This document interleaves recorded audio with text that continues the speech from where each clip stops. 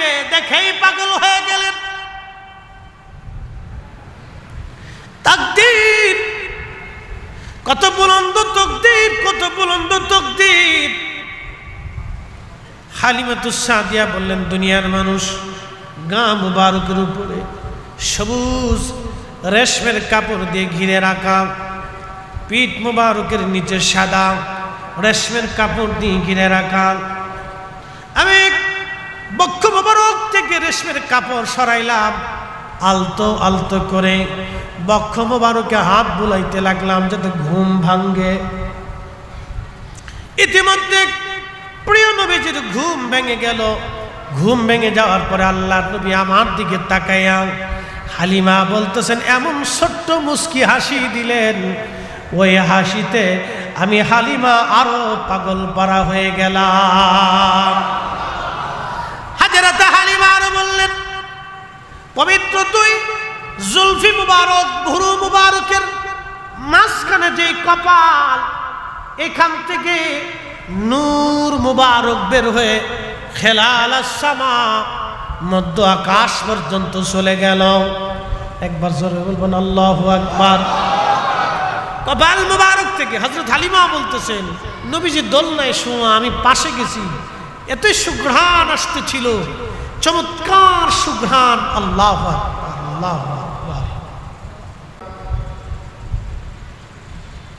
ইমাম মালিক মদিনার হাউজ, যেটা সীমানা, সুদূর মদিনা ইউনিভার্সিটি থেকে শুরু করে উহুদ পাহাড়ের একেবারে শেষ প্রান্ত হয়ে মদিনাতুল মুনাওয়ারার বিরাট সীমানায় ৮০ বছরের জীবনে কোনোদিন তিনি জুতা পরেন নাই। কোনোদিন তিনি ৮০ বছরের জীবনে একটা সেকেন্ডের জন্য, একটা বারের জন্য মুখের থুতু পর্যন্ত জমিনে ফেলেন নাই। কোনদিন মদিনাতুল মুনাওয়ারার সীমানার ভিতরে ইমাম মালিক পেশাব পায়খানা করেন নাই। প্রশ্ন করলে বলতেন, দুনিয়ার মানুষে যেই মাটির ভিতরে রহমতের নবী ঘুমিয়ে আছেন, আমি ইমাম মালিক সেই মাটির উপরে কি করে ভিতরে পেশাব করি, জুতা পরি, থুতু নিক্ষেপ করি, আমার জীবন চলে যাবে। এই মদিনার মাটির ভিতরে রহমতের নবী বিশ্রাম করতেছেন, এই হাউদের ভিতরে আমি পেশাব পায়খানা, জুতা স্যান্ডেল, থুতু ফেলতে পড়তে পারবো না। একবার আওয়াজ তুলে বলা যাবে কি ইয়া রাসূলুল্লাহ। নবীকে কেন্দ্র করে ইমাম মালিক রাসূলকে কেন্দ্র করে জুতা পরেন নাই। কথা কন না, ঠিক কিনা? যার কারণে ১০০ বার ইমাম মালিক রাহিমাহুল্লাহর সঙ্গে আমার নবীজির স্বপ্নে জিয়ারা হয়ে গেল। বলেন, কোন বেদাতিকে কি নবী স্বপ্ন দেখাইতে পারে? কোন বেদাতিরে নবী স্বপ্ন দেখায় না। কোন বেদাতির সঙ্গে নবী সম্পর্ক রাখে না। কোন বেদাতির সঙ্গে নবী দেখা দেয় না। কোন বেদাতির সঙ্গে আমার নবীর কোনো সম্পর্ক হতে পারে না। আল্লাহর নবীর ইশকের কারণে ইমাম মালিক রাহিমাহুল্লাহর সঙ্গে আমার নবী ১০০ বার দেখা দিলেন। ১০০ বার দেখা দিলেন। ইমাম মালিকের এই মর্যাদা নবীকে কেন্দ্র করে। আমাদের ঈদে মিলাদুন নবীর মাহফিল নবীকে কেন্দ্র করে। বেদাতের ফতোয়ার গোষ্ঠী কিলাই, কথা কোন ঠিক কিনা? এগুলি দেখার সময় আমাদের তাহলে মিলাদুন নবী চলবে? হাত উঁচা করে বলেন, চলবে। কে কি ফতোয়া দিলে এগুলি দেখার সময় আমাদের?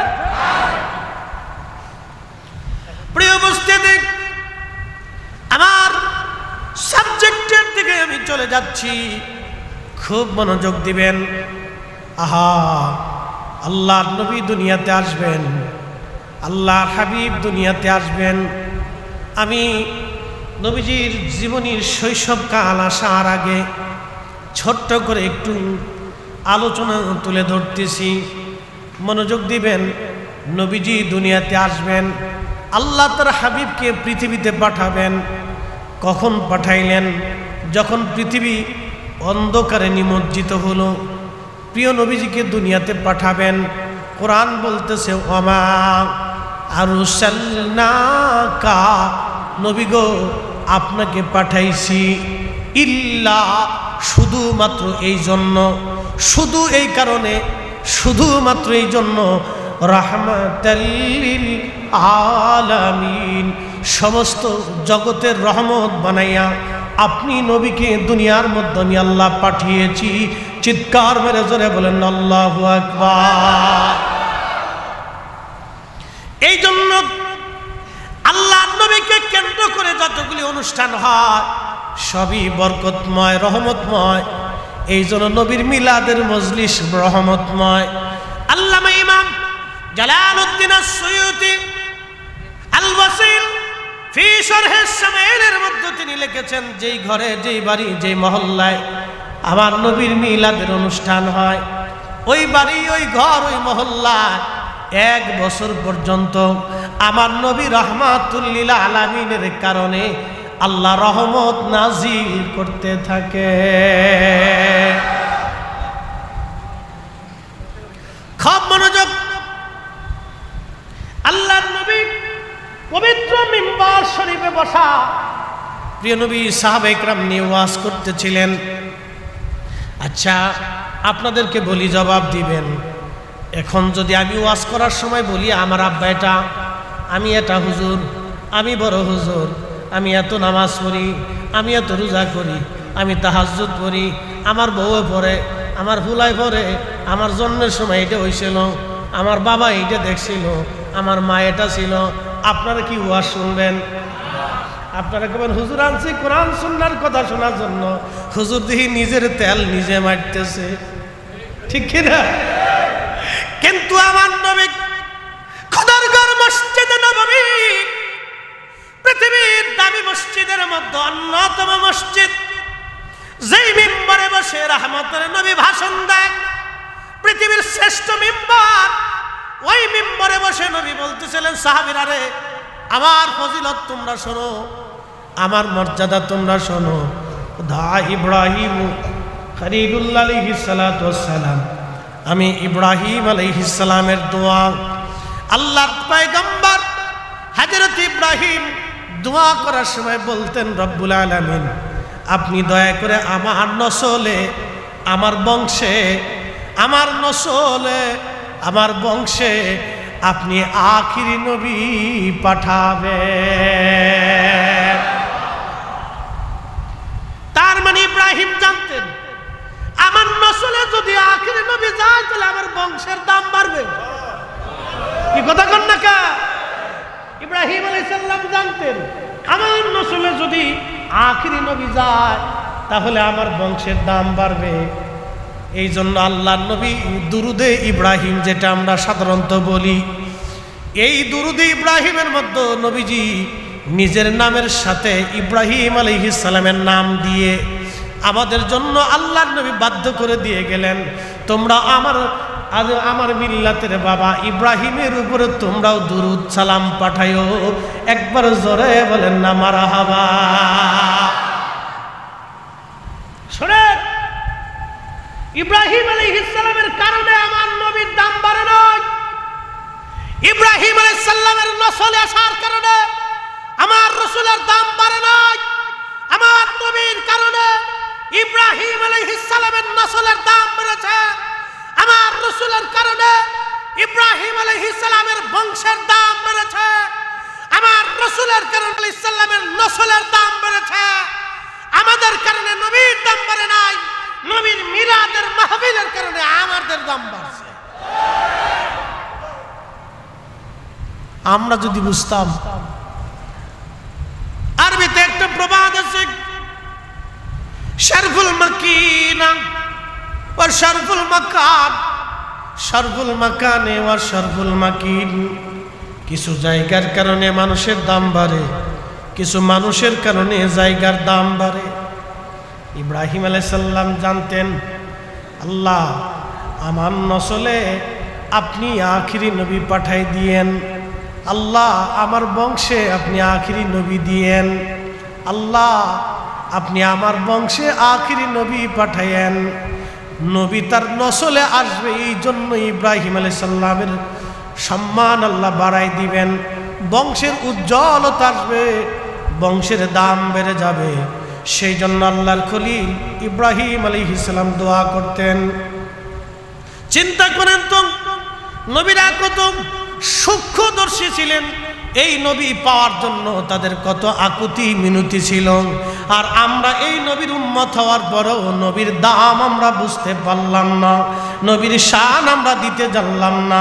নবীর শানের প্রশংসা করলে অনেকের মুখ কালো হয়ে যায়, মন বেজার হয়ে যায়, শরীরে চুলকানি লেগে যায়।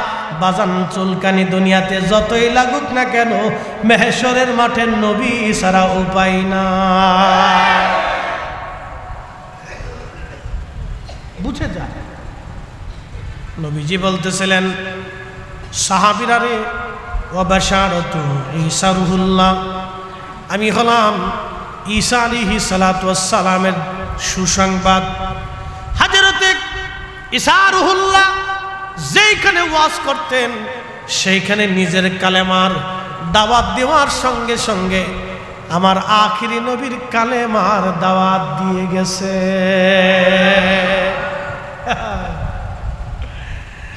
হযরত ঈসা রুহুল্লাহ আলাইহিস সালাম যেখানে ওয়াজ করতেন, সেইখানেই আমার আখিরি নবীর প্রশংসা করতেন।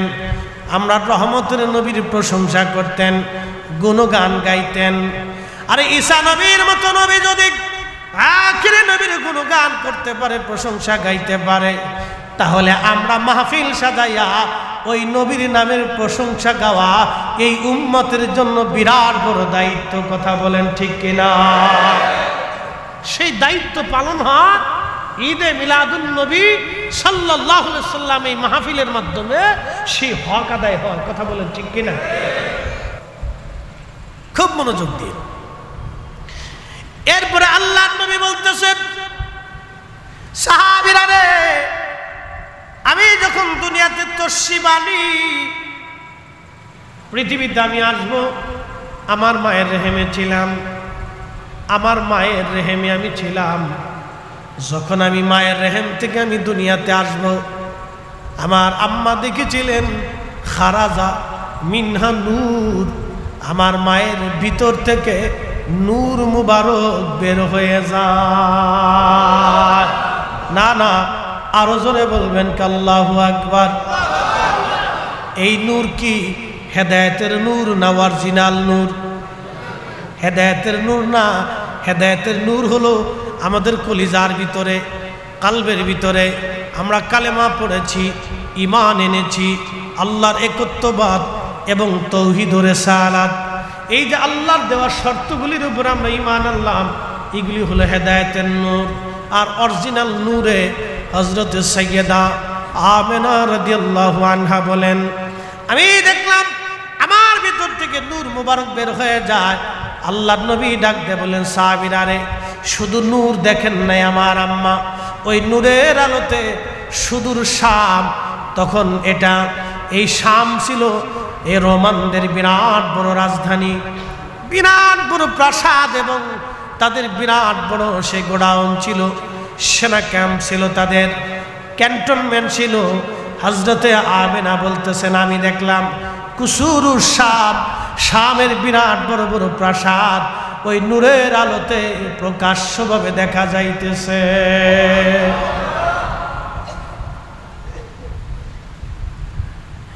আমরা যেমন পৃথিবীতে আসছি, আমাদের নবী ওইভাবে দুনিয়াতে আসেন নাই। খুব মনোযোগ দিবেন। আল্লাহ কোরআনে বললেন, ওবাদা খালকাল ইনসানি মিন তিন, আমি মানব জাতির সৃষ্টির সূচনা করলাম মাটি থেকে। সুম্মা জাআলা নাসলাহু মিন সুলালাতিন মিন মাইন মাহিন, আর এই মানব জাতিকে বংশ বিস্তার করলাম বাবা এবং মায়ের নির্গত ধাবমান পানি থেকে। আমি রব্বুল আলামিন এই মানব জাতির বংশ বিস্তার করলাম, কিন্তু আমাদের বংশের বিস্তার হয়েছে বাবা এবং মায়ের পানির মাধ্যমে। আমার রসুলের আগমনটা ওই রকম ছিল না।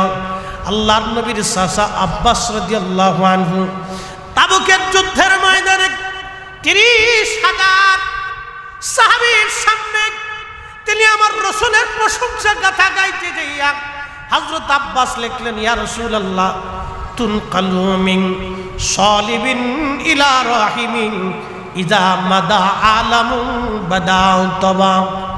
নবীজি, আপনি পৃথিবীতে আসছেন, অন্য 10 জন মানুষের মতো আপনি পৃথিবীতে আসেন নাই। তুনকালু মিন সালিবিন, সুল থেকে, ইলা রাহিমিন, রহিম হয়ে। আল্লাহু আকবার। সুল এবং রেহেম তাও পবিত্র, অপবিত্র না। পবিত্র সুল, পবিত্র রেহেম থেকে আল্লাহ রাব্বুল আলামিন আবর্তন বিবর্তন করায়া যুগের পর যুগ দেখায়া আল্লাহ রাব্বুল আলামিন আপনার বাবা এবং মায়ের মাধ্যমে আল্লাহ আপনাকে আমাদের মাঝে পাঠিয়েছেন। একবার জোরে বলা যাবে কি আল্লাহু আকবার। আমাদের পদ্ধতি মিন সুলালাতিন মিন মাইন মাহিন, আর আল্লাহর নবীর পদ্ধতি ওয়া তাকাল্লুবাকা ফিস সাজিদিন। চিৎকার মেরে জোরে বলেন না মারহাবা। আমাদের জন্মের পদ্ধতি মিন সুলালাতিন মিন মাইন মাহিন, আর আমার নবীজির আগমনের পদ্ধতি হলো ওয়া তাকাল্লুবাকা ফিস সাজিদিন। কোরআনের আয়াত দুটোই।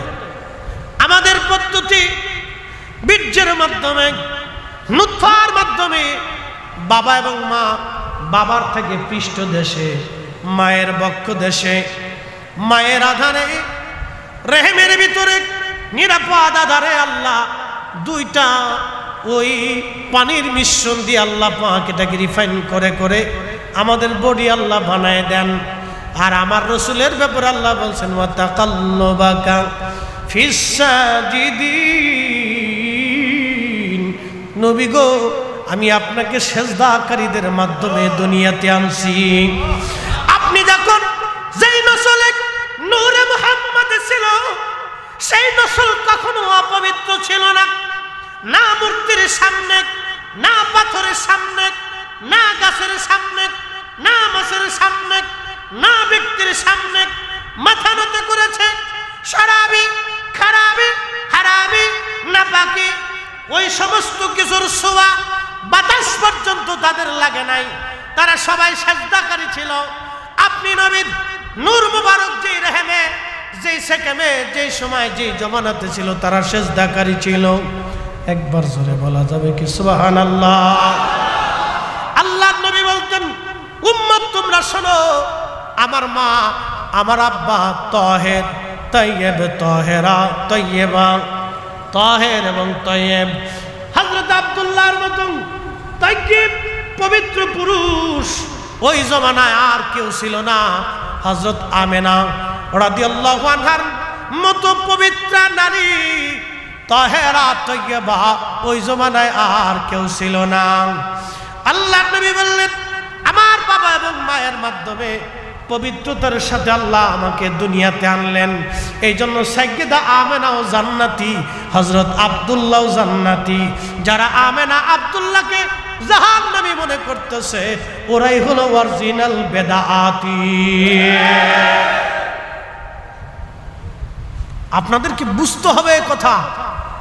আল্লাহ তার রাসূলকে একটা রেহেমে রাখছেন। আল্লাহু আকবার। একটা রেহেমে রাখছেন। সেই রেহেম কত পবিত্র হতে পারে। সেই রেহেমের ব্যক্তি কোনদিন কোন সময়ের জন্য কোন প্রতিমার সামনে, কোন শিরকের সামনে তিনি মাথা নত করেন নাই। এক লা ইলাহাতে বিশ্বাসী ছিলেন। হারামি, জাহিলিয়াতের সারাবি, খারাবি, নাপাকি তাদের শরীরের আঁশ পর্যন্ত লাগে নাই। তিনারা এত তাইয়্যিব এবং তাহির ছিলেন। অথচ আজকে এক বদ আকীদা বাংলাদেশে প্রতিষ্ঠিত করার জন্য এক শ্রেণীর মানুষ লেগে বসেছে। তাদের বাক্য হচ্ছে মুহাম্মদ সাল্লাল্লাহু আলাইহি সাল্লামের বাবা এবং মা দুজন জাহান্নামী ছিলেন। তারা মুশরিক ছিলেন, তারা কাফির ছিলেন। যারা রাসূলের আব্বা আম্মাকে নাপাক মুশরিক কাফিরদের সাথে তুলনা করে, ওরাই হচ্ছে দ্বীনের দুশমন। কথা বলেন ঠিক না? আর আমরা বললে আমরা হয়ে গেছে আজকে মাজার পূজারি, পীর পূজারি, বেদাতি। আপনাদেরকে বুঝতে হবে, খুব মনোযোগের সাথে কথাগুলি শুনবেন, খুব ইম্পর্টেন্ট। আল্লাহ নবী বলতেছেন, আমার আম্মা দেখছেন খারাজা মিনহা নূর, মায়ের ভিতর থেকে নূর আসছে। এটা আমার বাক্য না, এটা আল্লাহ রাসূল নিজে বলতেছে। আচ্ছা, আল্লাহর হাবিব পৃথিবীতে তাশরীফ আনলেন। সাইয়্যিদা আমিনা রাদিয়াল্লাহু আনহা বলতেন, আমি মাঝে মধ্যে এই ঘটনাটা আমি পরে আসতেছি, আগে আসি, রাসূল করিম পৃথিবীতে আসছে, 14ই পূর্ণিমা রাত চলতেছে। আব্বাস রাদিয়াল্লাহু আনহু রাসূল করিমের 2 বছর 2.5 বছরের বড়। তিনি বলতেছেন, ইয়া রাসূলুল্লাহ, আমি ছোট্টকালে আপনাকে দেখার জন্য আসছি। আপনি দোলনায় ছিলেন, আমি দেখতে আসছি আপনি একা, কিন্তু কাঁদতেছিলেন। এমন সময় দেখি আকাশের চাঁদের দিকে তাকায় আপনি হাসতেছেন। আরো দেখি আপনার কচি হাত আপনি যেদিকে নাড়াচ্ছিলেন, আমি দেখি আকাশের চাঁদ দুলে দুলে দুলে দুলে আপনার হাতের ইশারায় দুলতেছিল। হয়েছে না? আরো জোরে, আরো জোরে জোরে জোরে জোরে। পৃথিবীর সমস্ত শক্তি মিলে যদি এক জায়গায় হয়ে আকাশের চাঁদ লড়াইতে চায়, পারবে? পারবে? পারবে? আমার রাসূলের হাতের ইশারার বরকত কি ছিল? আপনাদেরকে সূক্ষ্মভাবে বুঝতে হবে। বিতর্ক আলাদা জিনিস। আপনি আমি বিতর্ক করতে পারি, কিন্তু এটা বিতর্কের মহা ঊর্ধ্বে। বিতর্ক করতে পারি, সারা জীবন করতে পারি, বহস করতে পারি, বিতর্ক করতে পারি, ঝগড়া করতে পারি, কিন্তু উনি তো ঝগড়ার অনেক ঊর্ধ্বে। হযরত ইমাম বাইহাকি দালাইলুন নবুয়াতের মধ্যে তিনি লিখতেছেন, আল্লাহর নবীকে হযরত আব্বাস ডেকে বলেন, ইয়া রাসূলুল্লাহ, ছোট্টকালে ওই দৃশ্য দেখেছিলাম, ওই দৃশ্যটাই আমাকে কালেমা পড়তে উদ্বুদ্ধ করেছে। হুজুর বলবেন কি? ওই দৃশ্যের হাকিকত আমি আব্বাস নিজেও জানি না। হযরত নবীজি বলতো, অন্ধ কবরেও অন্ধ হবে, হাসরের মাঠেও তারা অন্ধ হয়ে থাকবে। আমরা অন্ধ হতে চাই না, আমরা চক্ষুওয়ালা হতে চাই, নবীর কদমের গোলাম হতে চাই। কথা বলেন ঠিক কিনা? সালাতুন ইয়া রাসূলুল্লাহ,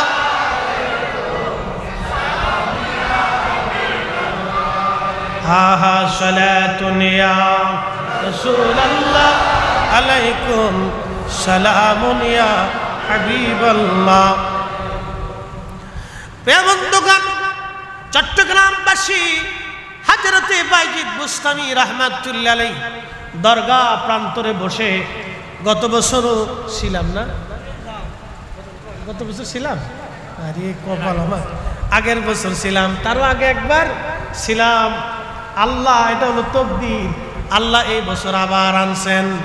এখানে আসলে আমার ওয়াজের স্পিড বেড়ে যায়, কারণ আমি জানি আল্লাহর ওলিদের মজলিসে আল্লাহর বরকত রহমত লুকানো থাকে।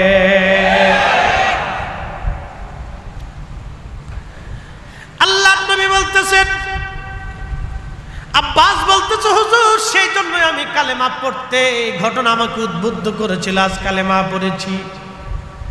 আহা, আল্লাহ রসুলের শৈশবকালীন জিন্দিগি যদি আমি বলি, অনেক ওয়াজ হবে। হযরতে হালিমাতুস সাদিয়া রাদিয়াল্লাহু আনহা বিশ্ববিখ্যাত মহিষী নারী, বড়ই ভাগ্যবান একজন নারী। ও নারী সমাজ, আপনারা শুনে নেন, আল্লামা ইমাম মোল্লা আলী কারি মাক্কি রাহিমাহুল্লাহ আল মাওরিদুর রাবি ফি মাউলিদিন নবী সাল্লাল্লাহু আলাইহি ওয়াসাল্লাম, এই কিতাবের মধ্যে তিনি লেখেন, উনি আজ থেকে 450 বছর আগে ইমামুল হারামাইন শরীফাইন ছিলেন। 2 হারামের ইমাম ছিলেন, বিশ্ববিখ্যাত মুহাদ্দিস ওই জামানার। ওনার সিগনেচার ছাড়া ওই জামানায় মক্কা মদিনাতে কেউ আলেমের খেতাব পেত না, মুহাদ্দিসের খেতাব পেত না। ওনার দর্শে বসে ওনার কাছ থেকে যারা সার্টিফিকেট আনতো, তারা ওই জামানার শ্রেষ্ঠ আলেম ছিল। তিনি আমার রাসূলের মিলাদ শরীফ নিয়ে একটা কিতাব লিখেছেন, মিলাদুন নবী সাল্লাল্লাহু আলাইহি সাল্লাম নিয়ে কিতাব লিখলেন। শুধু মিলাদুন নবী পালনই করতেন না, তারা কিতাব লিখে দলিল সাবমিট করে দিয়ে গেছেন। জোরে বলা যাবে কি মারহাবা? এখন কেউ বিরোধিতা করলে ওটা আমরা মানতে পারবো না। বিরোধিতা করবে, বিরোধী তো সব জায়গায় থাকে। আমলিগ আছে, বিএনপি আছে, জাতীয় পার্টি আছে, কত দল বাংলাদেশের রাজনৈতিক বিরোধী দল, এই দল সেই দল, নানান দল আছে। তো ইসলামের ভিতরে এরকম নানান দল আছে। বিরোধী দল থাকবে, তারা তাদের আপত্তি উত্থাপন করবে, তারা যুক্তি প্রদর্শন করবে, তারা যুক্তি দিলেই যে মেনে দেবো তা কিন্তু না। কারণ আমাদের তো সিএস, আরএস, বিএস, এসএমএস যত দলিলপত্র একেবারে প্রথম থেকে শেষ পর্যন্ত 1450 বছরের সেই দলিলপত্র আমরা আছে। এখন কেউ না মানলে আমাদের করার কিছু নাই। আমরা সুন্নিরা আজীবন আমার দলিল, আমার মজবুত দলিল, একবারে 1450 বছরের এই সিএস, মিএস, আরএস, বিএস, এসএমএস যা আছে সব এক নামে কমপ্লিট করা আছে। অতএব ওইগুলি আমাদের কোনো চিন্তার কারণ। তো খুব মনোযোগ দিন। হাজরতে সাইয়্যিদা হালিমাতুস সাদিয়া রাদিয়াল্লাহু আনহা তিনি বলতেছেন, তো মক্কাতে তখনই ধাত্রী প্রথা ছিল। বাচ্চা কাচ্চা হলে তারা বাচ্চা নিয়ে যাইতো, লালন পালন করত, কিছু অর্থ করি বিনিময় তারা পেত। মোল্লা আলী কারি রাহমাতুল্লাহ আলাইহি লিখতেছেন, হালিমাতুস সাদিয়া রাদিয়াল্লাহু আনহা সুদূর তায়েফ থেকে রওনা হয়ে গেলেন। যদি কোনো দিন তায়েফে যান দেখবেন বহু দূর মক্কা থেকে পাহাড়ি রাস্তা আঁকা বাঁকা বে হালিমাতুস সাদিয়া রাদিয়াল্লাহু আনহার বাড়ি মূল তায়েফ শহর থেকে যদি আপনি দেখেন আরো প্রায় 100 কিলোমিটার, 70 কিলোমিটার আপ। সেই কঠিন দিনে পাহাড়ি রাস্তা আঁকা বাঁকা বে হালিমা বলতেছেন, দুনিয়ার মানুষ মক্কায় আসতেছি, আমি জীর্ণ শীর্ণ ছিলাম, খুবই অভাব ছিল আমার ঘরের মধ্যে, দারুণ অভাব আমার ঘরের মধ্যে, দারুণ অভাব ঘরের মধ্যে। খাবারের অভাবে আমি হালিমা নিজেও ক্লান্ত ছিলাম। আমার ছোট্ট কলিজার একটা বাচ্চা ছিল, ভালো মতো দুধ পেত না। আমার উট দুম্বা গাধাগুলি দুর্বল ছিল। আমার স্বামীও দুর্বল হয়ে গেলেন। এক বেলা খাইতাম, দুবেলা না খেয়ে থাকতাম। কঠিন দিন চলতেছিল। স্বামী পরামর্শ করলো, হালিমারে চলো মক্কায় যে একটা বাচ্চা নিয়ে আসি, কিছু পয়সা করি পাবো, দিন ভালোই চলবে। ধাত্রীমা হওয়ার জন্য আমি রওনা হয়ে গেলাম। সুদূর পথ আমার একটা উট ছিল, এই মাদি উট অর্থাৎ নারী উট, এই বাচ্চাওয়ালা উট নিয়ে রওনা করলাম। একটা গাধা ছিল, এই গাধাটা ছিল খুবই দুর্বল, ক্ষীণ এবং হীন। আমি নিজেও দুর্বল। দুনিয়ার মানুষে আমার সন্তান, আমার ছোট্ট মেয়েটাকে নিয়ে, কোলের বাচ্চা ছেলেটাকে নিয়ে, স্বামীকে নিয়ে রওনা হয়ে গেলাম সুদূর মক্কার পানে। পাহাড়ি আঁকাবাঁকা রাস্তা দিয়ে চলতে লাগলাম। তায়েফ থেকে আরো নারীরা মক্কায় আসতেছিল বাচ্চা নেওয়ার জন্য। তাদের উট ছিল সবল, গাধাও ছিল সবল, তাদের বাহন ছিল শক্তিশালী, তারা সবাই ধনাঢ্য ছিল। চলে আসছে আমার আগে। আমি মক্কায় ঢুকার 3 দিন আগে এসে তারা বাচ্চা কাচ্চা নিয়ে, আমি ঢুকার 3 দিন আগে তারা রওনা হয়ে চলে গেল। তারা যখন পথের মধ্য দিয়ে যায় তখন আমি আসি। আসার পরে মক্কায় ঢুকলাম। ঢুকার পরে শুনি কারো বাড়ি কোনো বাচ্চা নাই, কোনো সন্তান, কারো বাড়ি নবজাতক নাই। শুধু একজনের বাড়ি নবজাতক আছে, তার নাম আবদুল্লাহ, কিন্তু ইন্তেকাল করেছেন। মা আমেনা বড়ই অভাবী। দাদা আব্দুল মুত্তালিব কোন রকম দেখাশোনা করেন তিনি। আহা, কোন রকম দিন চলে তাদের সংসার। যদি বাচ্চা না নিয়ে যায় বিনিময়ে আমরা কিছুই পাবো না। একে তো আমরা দুর্বল, আমরা অভাবের মধ্যে পড়ে গেছি। এই বাচ্চা যদি নিয়ে যায় কিছুই বিনিময় পাবো না। চিন্তা করে স্বামীরে ডাক দিয়ে বললাম, স্বামীরে আমার একবারে বৃথা চলো ফেরত চলে যাই। স্বামী ডেকে বলতেছে, হালিমা রে শোনো, সন্তানবিহীন আমরা তায়েফে ফিরে চলে যাব, ঠিক আছে, কিন্তু একটা বাচ্চাই তো মক্কায় আছে, আর কারো বাচ্চা মক্কায় নাই রে হালিমা, চলো একটা বারের জন্য বাচ্চাটার চেহারাটা দেখে আসি, দেখতে কেমন দেখা যায়, দেখে আসি রে হালিমা, দেখতে কেমন। তাকদীর, ভাগ্য, নবীকে ভালোবাসা ভাগ্য। এই জমিনে রসুলের জন্য কেউ জীবন দিল, আবার কেউ নবীরে গালি দিল, ঠিক কিনা? এই জীবনে রসুলকে কেউ গালি দিল, কেউ নবীর জন্য জীবন দিল, এটা ভাগ্য। তাকদীর, বিরাট বড় তাকদীর, বিরাট বড় তাকদীর, বিরাট বড় তাকদীর। হযরত হালিমা বললেন, স্বামী তাহলে চলেন একটা বার দেখে আসি। হালিমাতুস সাদিয়া বলতেছেন, দুনিয়ার মানুষ, ধীরে ধীরে গেলাম জাবালে আবু কুবাইস পাহাড়, পাদদেশেই আল্লাহর নবীর বেলায়েতের ঘর, তারই বাম দিকে যদি যান আবু জাহেলের সেই বাড়ি, বর্তমানে ল্যাট্রিন বানানো হয়েছে। আবু জাহেলের বাড়িতে ল্যাট্রিন বানানোর বুদ্ধি দিয়েছিল বাংলাদেশি একজন ইঞ্জিনিয়ার, জোরে কন্যা মারহাবা। বাঙালি ইঞ্জিনিয়ার ওখানে বাড়ি বানান, বাথরুম বানান, স্ট্রাকচার তৈরি করে দিয়েছিল বাংলাদেশি ইঞ্জিনিয়ার। তৈরি করার পিছনে তার পরিশ্রম, মেধা এবং বুদ্ধি ছিল। যে আবু জাহেলের বাড়িতে বাথরুম বানান, যে হাজিরা সারা জীবন আইসে বলতো যেখানে একটু পেশাব পায়খানা করে যান। খুবই মনোযোগ দেবেন। আল্লাহর নবীর বেলায়েতের যখন ওখানে হালিমাতুস সাদিয়া গেলেন, তিনি বলতেছেন, আমি গেলাম দোলনার মধ্যে, আল্লাহর নবীকে ঘুম পাড়িয়ে রাখা হয়েছিল। হযরত আমিনার গৃহে গেলাম, দোলনার ভিতরে আল্লাহর হাবিবকে দোলনার ভিতরে রেখে দেওয়া হয়েছিল। হযরত সাইয়্যেদা হালিমাতুস সাদিয়া রাদিয়াল্লাহু আনহা বললেন, দুনিয়ার মানুষ, আমি যখন দোলনার পাশে যে চেহারা মুবারকের দিকে তাকাইলাম, আমি হালিমা অবাক হয়েছি। পৃথিবীতে মানুষ মানুষ এত সুন্দর হতে পারে, মানুষ এত সুন্দর হতে পারে, এত সুন্দর হতে পারে আমার জানা ছিল না। নবীজি বলতেন, আনা মালিহুন ওয়া আখি ইউসুফু সাবিহান, আমি লাল সুন্দর, আমার ভাই ইউসুফ ছিলেন সাদা সুন্দর। আমি লাল সুন্দর, আমার ভাই ইউসুফ হলো সাদা সুন্দর।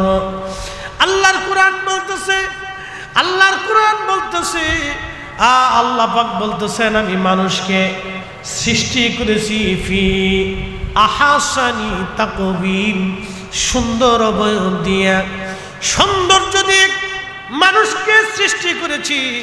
কিন্তু এই মানুষের মধ্যে সর্বশ্রেষ্ঠ মানুষ তিনি আমার আপনার নবী, এত সুন্দর।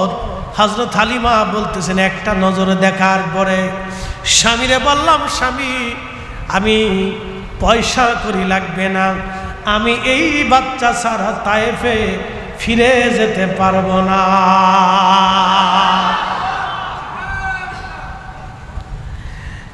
হালিমাতুস সাদিয়া নবীকে দেখেই পাগল হয়ে গেলেন। তাকদীর, কত বুলন্দ তাকদীর, কত বুলন্দ তাকদীর।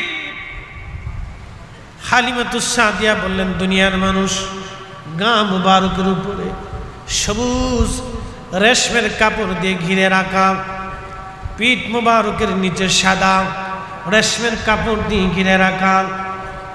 আমি বক্ষ মুবারক থেকে রেশমের কাপড় সরাইলাম, আলতো আলতো করে বক্ষ মুবারকে হাত বুলাইতে লাগলাম যাতে ঘুম ভাঙ্গে। ইতিমধ্যে প্রিয় নবীজির ঘুম ভেঙে গেল। ঘুম ভেঙে যাওয়ার পরে আল্লাহর নবী আমার দিকে তাকাইয়া হালিমা বলতেছেন, এমন ছোট্ট মুস্কি হাসি দিলেন, ওই হাসিতে আমি হালিমা আরো পাগল পারা হয়ে গেলাম। পবিত্র দুই জুলফি মুবারক, ভুরু মুবারকের মাঝখানে যে কপাল, এখান থেকে নূর মুবারক বের হয়ে খেলাল সামা, মধ্য আকাশ পর্যন্ত চলে গেল। একবার জোরে বলবেন আল্লাহু আকবার। কপাল মুবারক থেকে হযরত হালিমা বলতেছেন, নবীজি দোলনায় শোয়া, আমি পাশে গেছি, এত সুঘ্রাণ আসতেছিল, চমৎকার সুঘ্রাণ। আল্লাহু আকবার, আল্লাহু আকবার। যদি সুঘ্রাণ পেতে চান একটা ঠিকানা দিয়ে দিই। দুনিয়াতে যদি আল্লাহর হাবিবের সুঘ্রাণ আপনাকে নিতে একটা ঠিকানা আজকে দিয়ে যায়, দেব? হ্যাঁ দেব, দেব। কোথায় যাবেন? একটা ঠিকানা দিয়ে। সর্বপ্রথম যাবেন বাইতুল আকসাতে। বাইতুল আকসাতে যেখানে পেয়ারা রাসূল করিমের সেই পাথর মুবারক, যেই পাথর মুবারকে কদম রেখে বোরাক আরোহণ করছিল, সেই পাথর মুবারকে এখনো ভিতর থেকে অটোমেটিক সুঘ্রাণ আসতেই থাকে। হয়েছে না? আরো আরো আরো আরো আরো। বাইতুল আকসা যাওয়া সহজ না। মদিনাতে আর একটা জায়গা আছে। যদি আল্লাহর নবীর সেই পবিত্র সুঘ্রাণ আপনাকে নিতে হয়, 1450 বছর পরেও সেই পাথরের সুঘ্রাণ, আর একটা জায়গা আপনি সুঘ্রাণ পাবেন, সেটা উহুদের সেই পাহাড়ের ফাঁকা জায়গা, যেখানে আল্লাহর নবী আহত হয়ে যাওয়ার পরে, দন্ত মুবারক শহীদ হয়ে যাওয়ার পরে, তিনাকে ফেরেশতারা এবং সাহাবে کرام নিয়ে উহুদ পাহাড়ের ফাঁকা জায়গাতে, যেখানে বিশ্রাম করেছিলেন সারা রাত, সেবা করা হয়েছিল নবীজিকে ওইখানে। আল্লাহি বিল্লাহি তাল্লাহি, আমি একা না, 4-5 জন আলেম এই বছর হজে মদিনাতুল মুনাওয়ারার একবারে শেষ জিয়ারার শেষে আমার শুধু বারবার মন চাইতেছিল আমি ওইখানে যাব। মুনাজ্জিমকে বললাম, দয়া করে আমাকে নিয়ে চলেন। তো বললাম রাত্রিবেলা যাব, দিনে তো বহুবার গিয়েছি, আজকে রাত্রিবেলা যাব, চলেন ওইখানে বসে একটু দোয়া করব। আমরা 4-5 জন আলেম সুন্নি উলামায়ে কেরাম মুনাজ্জিমকে নিয়ে গেলাম, যিনি আমাদের সাথে হজের মুআল্লিম ছিলেন, হজ তিনি করিয়েছেন, তিনার সাথে গেলাম। আল্লাহর কসম, এই মিলাদুন নবীর মাহফিলে বসে বলতেছি, শুধু আমি একা না, ওইখানে যাওয়ার সঙ্গে সঙ্গে বাতাস থেকে রাত্রিবেলা সেই সুঘ্রাণ আসতেছিল। মুনাজ্জিম বললেন, হুজুর ফরিদি সাহেব, এই সুঘ্রাণটা আমি বাইতুল আকসার পাথরে পেয়েছিলাম, আজকে এইখানে আমি পাইতেছি। বহুবার মক্কা মদিনাতে আসছি, 30 বছর ধরে হাজিদেরকে আমি হজ করাই, কিন্তু কোনোদিন রাত্রিবেলা আসি নেই। আজকে আপনার তাড়নায় রাত্রিবেলা সেইখানের সেই সুঘ্রাণ পাচ্ছি। ওখানে সিমেন্ট দিয়ে লাগানো আছে, ছবিতে দেখবেন, ছোট্ট জানালা কাটা আছে। চিন্তা করলাম একটু জানালার ভিতরে মাথা দিয়ে ভিতরে ঢুকে দেখি ভিতরে কেমন সুঘ্রাণ হয়, বাতাস থেকে তো সুঘ্রাণ আসতেছে। সেই ফাঁকার ভিতরে পাথর চেপে মাথা ঢুকাই, আমরা প্রত্যেকেই মাথা ঢুকাইলাম, প্রত্যেকে মাথা ঢুকাইয়া যখন ভিতরে নাক নিলাম, মুখ নিলাম, মাথা নিলাম, এতই সুন্দর সুঘ্রাণ আসতেছিল, পৃথিবীর কোনো আতরে এই সুঘ্রাণ আপনি পাবেন না। 1450 বছর আগে আমার রাসূল বাসার কারণে সেই জান্নাতে সুঘ্রাণ 1450 বছর পরে এখনো আসতে থাকে, রাত্রিবেলা বন্ধ হয় না। চিৎকার মেরে জোরে বলবেন আল্লাহু আকবার। আমি ড্রাস একটি নিজে এশা পড়েছি, নফল পড়েছি, মিলাদ পড়েছি, দোয়া করেছি, রুনাজারি করেছি, বহু সময় ওইখানে বসে ইবাদত করেছি। মুহতারাম, সবকিছু খালি দলিল দলিল করেন না, আল্লাহ রসুলের সব বিষয়ে বেদাত বেদাত বললেন না, এগুলো আপনার সারা তকদির নষ্ট হয়ে যাবে। সব কাজে নবীর, সব কাজে খালি বেদাত বেদাত বলবেন না, তকদির নষ্ট হবে। রসুল কারীম একবার অসন্তুষ্ট হয়ে গেলে 1000 কোটি বছর ইবাদত নস্যাৎ হবে। আপনার জিন্দেগীর মুহাদ্দিসগিরি শেষ হবে, হাদিস পড়া শেষ হবে, তাহাজ্জুদ শেষ হবে, ঈমান একিন আপনাকে জান্নাতে নিতে পারবে না। রাসূলের সব কাজে শুধু বেদাত বেদাত বলবেন না।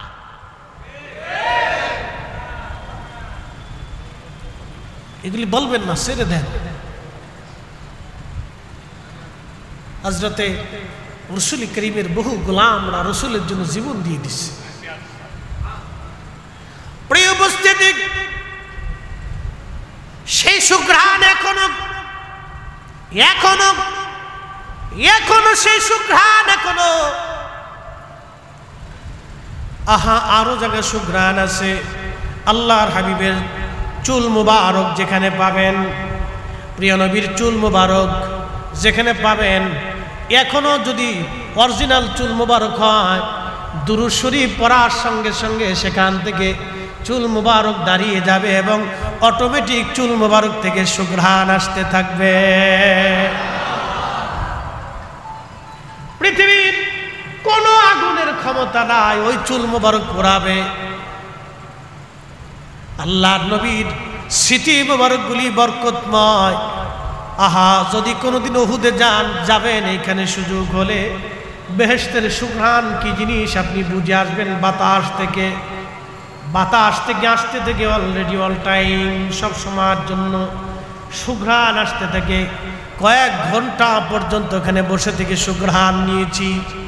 দীর্ঘ সময় ওখানে দোয়া করেছি, কান্নাকাটি করেছি, আল্লাহর ইবাদতে নবীর দুরুদে মশগুল হয়েছি। ওখানে বসে বসে শুধু আমি একা না, 4-5 জন আলেম ছিলাম আমরা।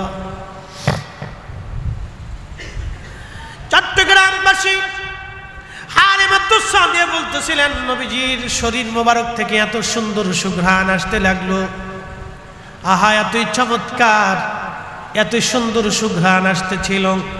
আমি নবীজিকে কোলের মধ্যে নিয়ে, বুকের মধ্যে নিয়ে আমি দুগ্ধ পান করাইতেছিলাম।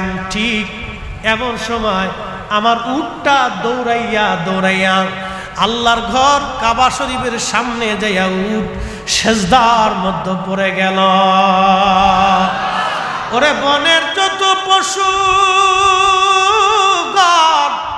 ভক্তি করতই 2 চরণ,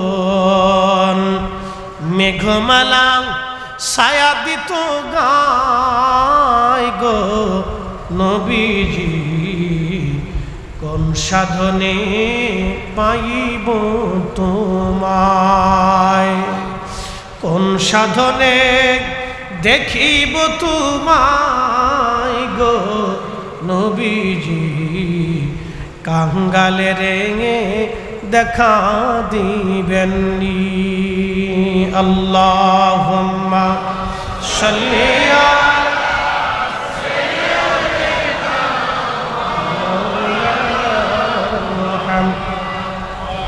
আলা আলি সাইয়্যিদিনা।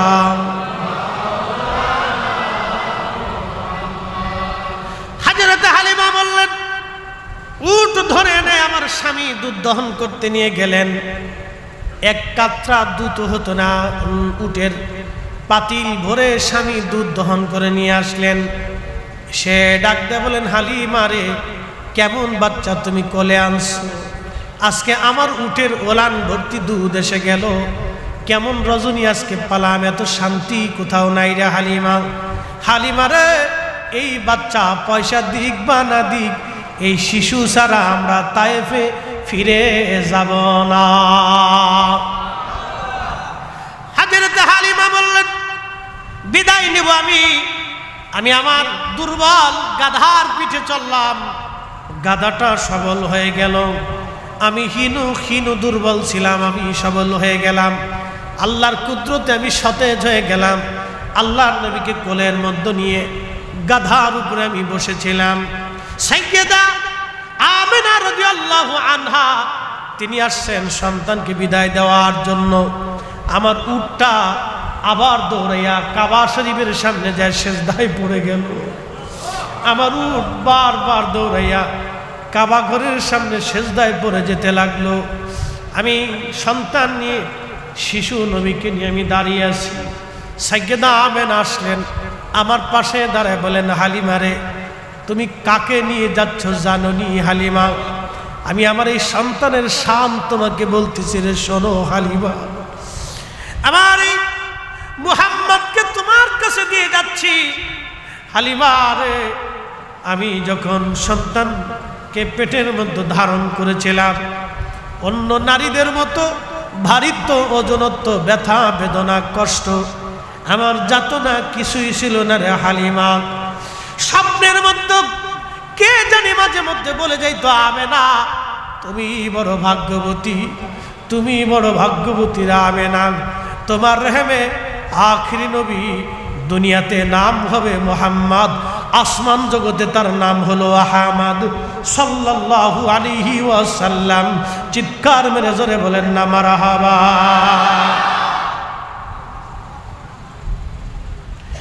এই জন্য আল্লামা ইকবাল লিখছেন, কে ওয়াফা তূনে মুহাম্মদ সে তু হম তেরে হে, এ যা চিজ হি কিয়া লৌহ কলম তেরে হে। বাংলার কবি কাজী নজরুল ইসলাম কতই চমৎকার তিনি লিখেছিলেন এইভাবে, আল্লাহকে যে পাইতে চায় হযরতকে ভালোবেসে, আরশ কুরসি লৌহ কলম না চাহিতেই পেয়েছে সে।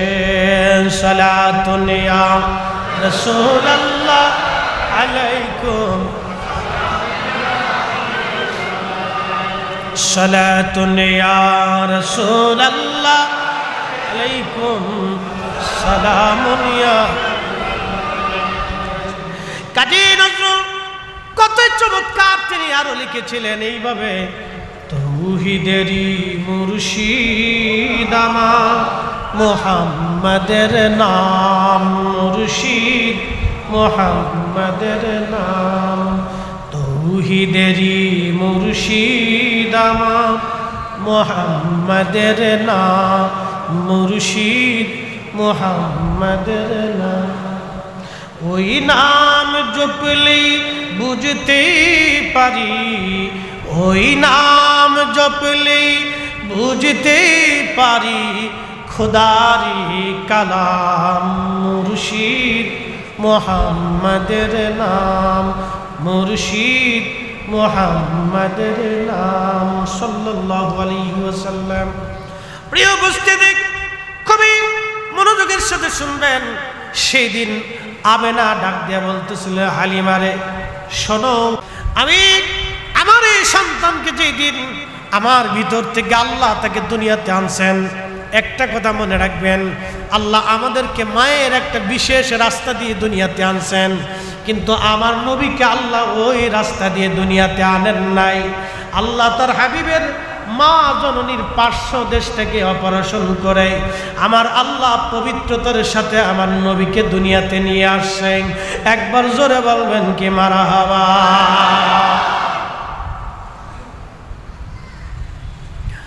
প্রিয় চট্টগ্রামবাসী, হাজরাতে আমেনা ডাক দেখা, হালিমা আমার সন্তান দুনিয়াতে আসার সময় আমি দেখেছি আমার ভিতর থেকে নূর মুবারক বের হয়। মোল্লা আলী কারি মাক্কি ইমাম ইবনে হিব্বানের সহিহ ইবনে হিব্বানের একটা দলিল থেকে তিনি আল মাউরিদের মধ্যে লিখতেছেন, হযরত আমেনা ডাকতে বলে, হালিমা রে, আমার সন্তান আসার সময় সারা পৃথিবী আলোতে, নূরের আলোতে আলোকিত হয়েছিল। আমি আমার হুজরাতে আমার ঘরের মধ্যে বসে সিরিয়ার কুসুরুর শান্ত দেখেছি, আরো সিরিয়ার যে উটগুলি ছিল, উটের পিঠের কুচগুলো আমি স্পষ্টভাবে সেই নূরের আলোয় দেখেছি। রে হালিমা, আমার সন্তানের শান এখানে শেষ না। হালিমা রে, শুনে রাখো তুমি হালিমা, হালিমা তুমি তো নিয়ে যাচ্ছ তাকে। সব সন্তান পৃথিবী সে কান্নাকাটি করে নিজের জন্য ওয়াও ওয়াও করে কান্না করে, কিন্তু তুমি শোনো, আমার এই সন্তান দুনিয়াতে আসার সঙ্গে সঙ্গে আমি সেজদারত তারে দেখেছি। সেজদার মধ্যে পড়ে তার জবান থেকে একটা বাক্য শুনেছি, ইয়া রাব্বি হাবলি উম্মতি, ইয়া রাব্বি হাবলি উম্মতি, ইয়া রাব্বি হাবলি উম্মতি। রাহমাতুল লিল আলামিন, আপনি উম্মতের জাবিন, গুনাহগারের অতি আপনজন। চট্টগ্রামবাসী হযরত আমিনা বলতেছে, হালিমারে নিয়ে যাও, কিন্তু আদরের সাথে রাখবে, সাবধানের সাথে রাখবে। শুনে রাখো, আমার এই সন্তান জগৎ জোড়া তার নাম হবে। সৃষ্টির এমন কোন জায়গা নাই যে জায়গা আমার সন্তানের নাম না পৌঁছাবে। হালিমা শোনো, আমার সন্তান আখিরি নবী হবে, আমার সন্তান নবী হবে, জগৎ জোড়া তার নাম হবে। হালিমারে তারে মোহাব্বতের সাথেই তুমি রাখবা। হযরত হালিমা বললেন, মায়ের কাছ থেকে কথাগুলি শুনে আমি রওনা হয়ে গেলাম। আমার গাধা ছিল দুর্বল, লাফায়া লাফায়া আনন্দের সাথে গাধা চলতে লাগলো। আমার উটও লাফায়া লাফায়া আনন্দের সাথে লাফায়া লাফায়া চলতে লাগলো। আমি 3 দিন পরে মক্কাতে ঢুকেছি, যেতে যেতে তায়েফে 3 দিন পরে আসা ব্যক্তি আমি। ওই যখন মহিলাদেরকে তাদের কাফেলা পার হচ্ছিলাম, যারা আমার আগে সন্তান নিয়ে তায়েফের দিকে রওনা হয়েছে, তাদের সামনে দিয়ে যখন সামনের দিকে চলে যায়, তখন মহিলারা ডাক দেখা, হালিমারে ব্যাপার কি, তুমি সবার পিছনে পড়লা, সবার আগে চলে যাও, তোমার উট গাধানা দুর্বল ছিল। হালিমা ডাক দেখা, নারীরা, তায়েফবাসিনীরা, তোমরা শোনো, আমার কোলের মধ্যে যে বাচ্চা দেখো, এই সবই এই বাচ্চার বরকত।